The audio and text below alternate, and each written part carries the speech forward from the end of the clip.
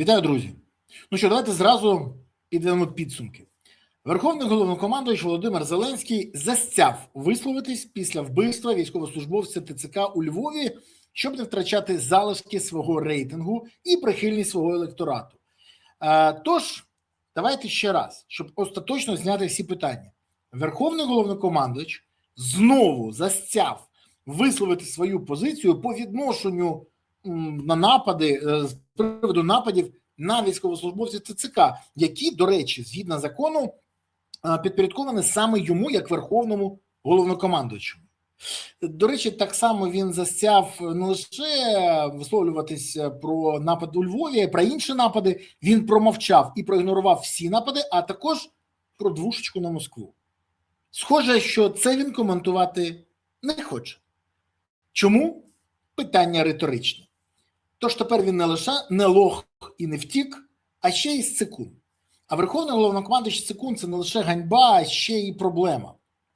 Проблема, про яку багато хто навіть не розуміють, бо на нього орієнтуються в армії, як би вам би хотілося чи не хотілося. І коли верховний головнокомандувач не висловлює свою позицію, не стає на захист людей в формі, люди в формі можуть стати не на захист верховного головнокомандувача, а просто збільшитись кількість тих, хто підуть в ТСЗЧ.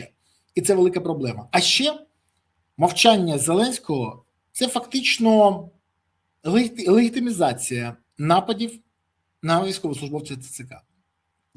Зразу скажу. Так, в ТЦК військовослужбовці. Запам'ятайте це раз і навжди. Це згідно закону України, згідно статуту. І ще одне. Вони не святі. Так, серед військовослужбовців ТЦК є злочинці, і вони повинні відповідати згідно закону. Ми багато разів вже бачили, що того чи іншого військового беруть на хабарі або з грошима, які він отримував за те, що допомагав ухилянтам. Але це ганьба і злочин, який повинен бути покараний. Більше того, якщо б не було ТЦК, то цьому б раділи тільки так, на Росії. Бо ТЦК забезпечує поповнення військ, і це єдина функція, яку вони повинні робити. Але на них скинули все. Тому що закон про мобілізацію не виконується. Бо головнокомандувач сциться робити так, як потрібно, і все кинули на військових. І зараз їх ненавидять. Я багато разів казав, порушив закон громадянин, який напав на ТЦКшника, повинен відповідати згідно закону. Порушив військовослужбовець ТЦК, повинен відповідати згідно закону. І тому, коли я бачу, як головнокомандувач, верховний головнокомандувач боїться це сказати, я розумію, що все дуже погано. І тут варто привести як приклад цитату української журналістки, військовослужбовиці, лейтенанту 47-ї ОМБР Анастасії Блищик. Вона відреагувала на цю історію і написала про те, що думала. Більше того, вона зараз списалася з лав ЗСУ через те, що в неї народилась дитина, і вона стала на облік як офіцерка запасу. І от вона каже, що прийшла вона до військкомату. З усіма документами, я цитую її, я прийшла до військкомату, де оформлював мене молодий хлопець. Він сидів за столом у футбольці «Койот» на півцивільних штанцях та берцях.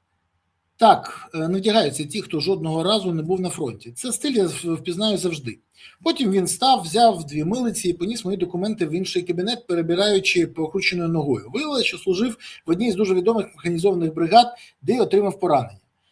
Сьогодні читаю про те, що у Львові військовослужбовцю ТЦК перерізали горло, він помер. Найстрашніше, що це вже не перша така трагедія. Тим часом президент Зеленський жодного разу у своїх щоденних зверненнях не засудив такі напади. Поправте, якщо пропустила, і це виглядає не просто як мовчазна згода, це виглядає як легалізація. Якщо за 12 років війни людина сама собі набрала місце в армії, хоча є тисячі різних вакансій, будь-по яку спеціальність, це не означає, що єдиний вихід – різати горло. Коли прийде московит, ніхто не буде так бикувати. Ми програли найголовніше – повагу до військових, а значить ризикуємо програти війну. І от вона права на 100%. Те, що вона написала, це правда. Це найстрашніше. Більше того, на Росії завжди мріяли зірвати мобілізацію. І те, що зараз відбувається за допомогою української влади, яка не хоче проводити мобілізацію, зірвала її ще в 2023 році, коли звільнили всіх військових, коли казали, не треба цього робити.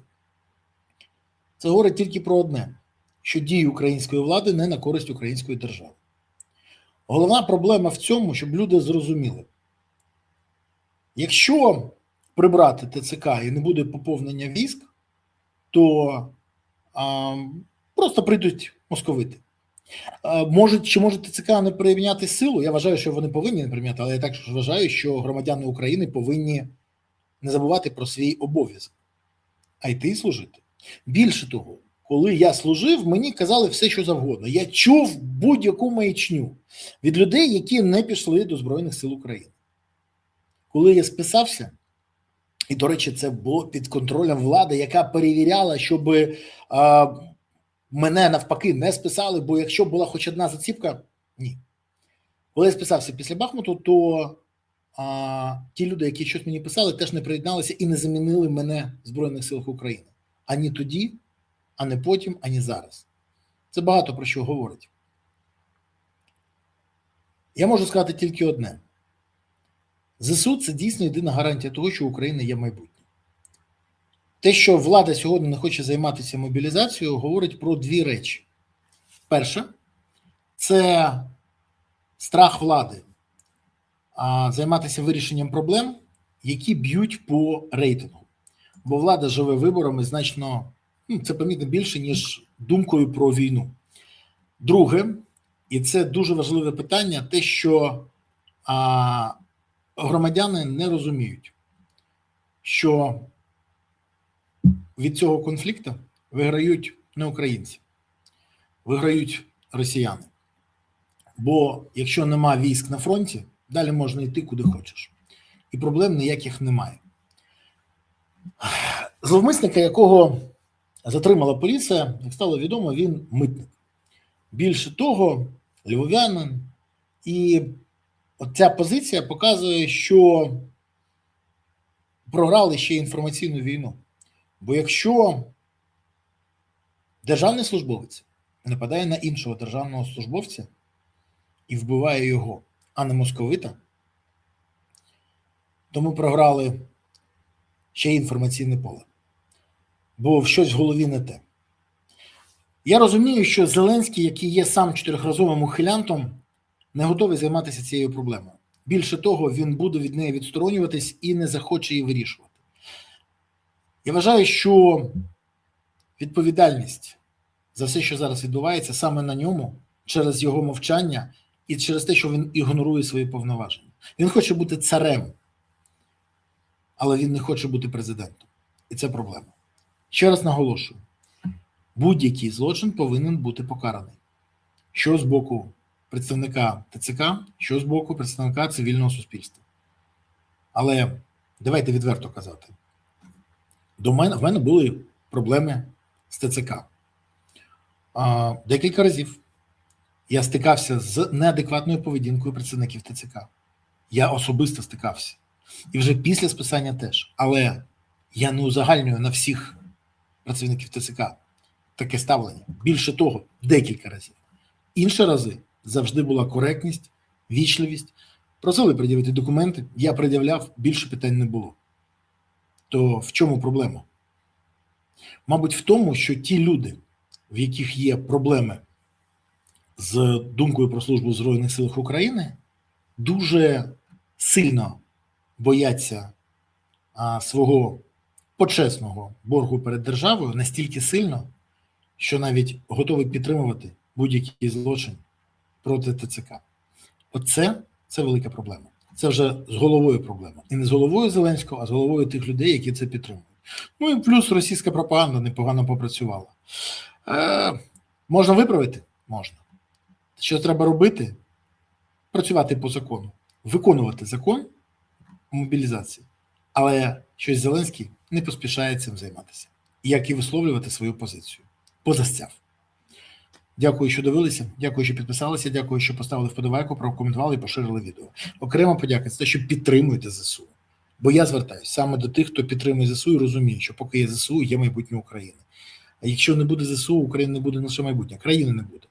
Тому гуртуємось навколо інтересів ЗСУ. Донатимо на ЗСУ, приєднуємось до ЗСУ, допомагаємо ЗСУ. І тоді Україна буде справді гідне майбутнє. Дякую вам, Па-па.